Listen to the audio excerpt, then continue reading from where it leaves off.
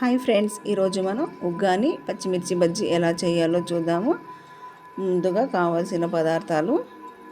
ఇప్పుడు మనము ఒక గిన్నెలోకి బొరుగులు తీసుకొని నీళ్లు వేసుకొని బాగా నానబెట్టేసుకుందామండి. నానేలోపు మనము గుజ్జు ఎలా చేయాలో చూద్దాము.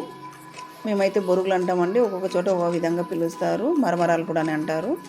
ఇప్పుడు ఒక జార్లోకి అరకప్పు పుట్నాల పప్పు వేసి బాగా గ్రైండ్ చేసుకొని పొడిని పక్క తీసి పెట్టుకోవాలండి. అదే మిక్సీ జార్లోనే తగినన్ని పచ్చిమిరపకాయలు, సాల్ట్ వేసి గ్రైండ్ చేసి గుజ్జు చేసి పెట్టుకోవాలండి. ఇప్పుడు కడాయి పెట్టేసి కడాయిలోకి ఆయిల్ వేసి జీలకర్ర, ఆవాలు, కరివేపాకు, చిన్నగా కట్ చేసిన ఆనియన్ వేసి బాగా ఫ్రై చేయాలి. అందులోకి చిన్నగా కట్ చేసిన టమాటో వేసి బాగా ఫ్రై చేయాలి. ఇప్పుడు మనం మిక్సీ వేసి పెట్టుకున్న పచ్చిమిర్చి గుజ్జు అందులోకి వేయాలి. గుజ్జు బాగా ఫ్రై అయ్యేలోపు మనం ఒక జింజర్ గార్లిక్ పేస్ట్ ఒక స్పూన్ వేయాలి. ఇది బాగా ఫ్రై అయ్యేలోపు మనం ఒక మంచి మాట చెప్పుకుందామండి. మనసుతో కంటే హృదయంతో ఆలోచించడం శ్రేష్టం.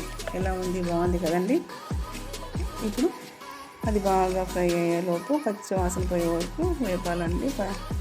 పచ్చిమిర్చి కానీ అల్లం వెల్లుల్లి పేస్ట్ కానీ బాగా పచ్చివాసన పోయే వరకు బాగా ఫ్రై చేయాలి. ఇప్పుడు అందులోకి పసుపు, ఉప్పు వేసి కలపాలి. అది బాగా కలిపేటప్పుడు చింతపండు రసం వేసి బాగా కలుపుకోవాలి. ఇప్పుడు మనం ముందుగా నానబెట్టుకున్న బొరుగులను అందులోకి వేసి బాగా కలపాలి. మిక్సీకి వేసి పెట్టుకున్న పుట్నాల పప్పు పొడి కూడా వేయాలి. అంత కలిసేటట్టు కలిపేసి ఇప్పుడు దానికి పైన కొద్దిగా కొత్తిమీర, నిమ్మరసం పిండేస్తే అంతేనండి, మనకి ఉగ్గాని రెడీ అయిపోతుంది. దీనిలోకి కాంబినేషన్ పచ్చిమిర్చి బజ్జీలండి.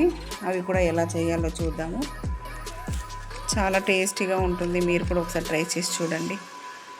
ఇప్పుడు ఒక గిన్నెలో శనగపిండి, సాల్ట్, వాము గింజలు వేసి అందులోకి 2 స్పూన్లంత బియ్యం పిండి, చిటికెడు సోడా వేసి కాచిన నూనె అందులోకి వేయాలండి కొద్దిగా. ఇప్పుడు మనం నీళ్ళు వేసుకొని ఇలా ఈ స్ట్రక్చర్లో ఉండేటట్టు పిండిని బాగా కలుపుకోవాలి. ఇప్పుడు మిరపకాయల్లోకి జీలకర్ర పొడి, ఉప్పు ఇలా కట్ చేసి స్టఫ్ చేసుకోవాలి.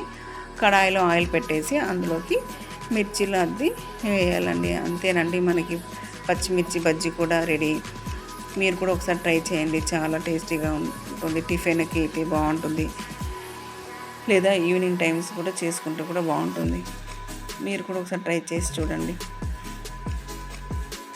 ఇలా అంత బాగా వేపుకోవాలండి, ఫ్రై చేసుకోవాలి. 2 వైపులా వేపుకొని ఇలా వేగాక తీసేయడం అంతేనండి. ఉగ్గాని పచ్చిమిర్చి బజ్జీ రెడీ అండి. పైన కొద్దిగా చిన్నగా కట్ చేసిన ఉల్లిపాయ, కొత్తిమీరతో ఇలా గార్నిష్ చేసుకుంటే అయిపోయానండి. చిన్న బూందీ కారాతో వేసుకొనేసి మనకి ఉగ్గాని పచ్చిమిర్చి బజ్జీ రెడీ. Thank you.